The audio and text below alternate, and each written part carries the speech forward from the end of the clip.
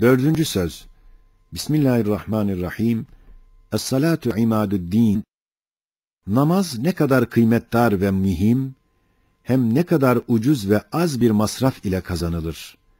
Hem namazsız adam ne kadar divane ve zararlı olduğunu, 2 kere 2 4 eder derecesinde kat'î anlamak istersen, şu temsili hikayeciye bak, gör. Bir zaman bir büyük hakim, 2 hizmetkarını, her birisine 24 altın verip, 2 ay uzaklıkta has ve güzel bir çiftliğine ikamet etmek için gönderiyor. Ve onlara emreder ki, şu para ile yol ve bilet masrafı yapınız. Hem oradaki meskeninize lazım bazı şeyleri mübaya ediniz.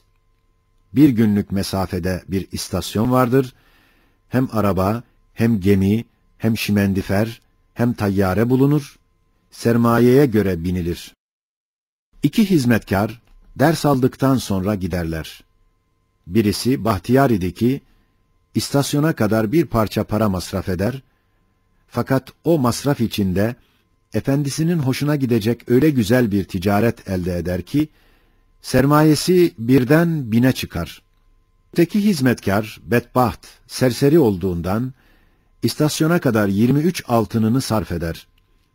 Kumara mumara verip zayi eder. Bir tek altını kalır.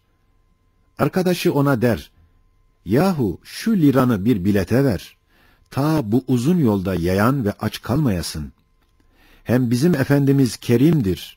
Belki merhamet eder, ettiğin kusuru affeder, seni de tayyareye bindirirler. Bir günde mahalli ikametimize gideriz. Yoksa 2 aylık bir çölde aç, yayan, yalnız gitmeye mecbur olursun. Acaba şu adam inat edip, o tek lirasını bir define anahtarı hükmünde olan bir bilete vermeyip, muvakkat bir lezzet için sefahete sarf etse, gayet akılsız, zararlı, bedbaht olduğunu en akılsız adam dahi anlamaz mı? İşte ey namazsız adam ve ey namazdan hoşlanmayan nefsim! O hakim ise Rabbimiz, Halık'ımızdır. O 2 hizmetkar yolcu ise, biri mütedeyyin, namazını şevk ile kılar, diğeri gafil, namazsız insanlardır. O 24 altın ise, 24 saat her gündeki ömürdür. O has çiftlik ise cennettir. O istasyon ise kabirdir. O seyahat ise kabre, haşre, ebede gidecek beşer yolculuğudur. Amele göre, takva kuvvetine göre o uzun yolu mütefavit derecede kat ederler. Bir kısım ehli takva, berk gibi 1000 senelik yolu bir günde keser. Bir kısmı da hayal gibi 50.000 senelik bir mesafeyi bir günde kat eder. Kur'an-ı Azimüşşan şu hakikate 2 ayetiyle işaret eder. O bilet ise namazdır. Bir tek saat, 5 vakit namaza abdestle kâfi gelir.